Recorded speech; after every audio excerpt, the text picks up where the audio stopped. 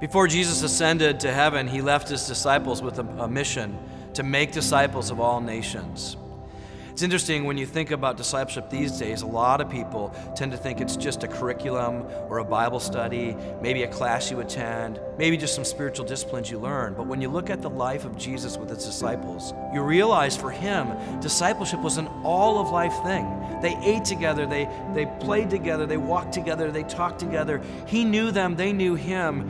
They could watch what it looked like to really worship and follow God in everyday life.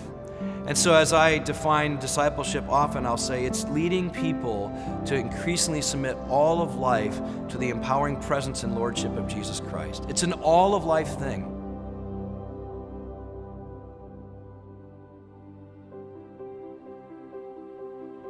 When we see the everyday normal stuff of life as the place in which we could engage in mission, we're actually going to reach everyday people. And we're also going to be able to show them what it looks like to follow Jesus in the everyday stuff of life. See, if all they think of is church as an event you go to, then they think the rest of life doesn't really matter. See, we've got to get away from the idea that the only people who get to be the church are the ones who get to be on a stage on Sunday, or the people who maybe are the professional pastors or leaders. That church is not primarily a Sunday event. He lived and died so we could be his people, through whom he fills every part of the world with his presence.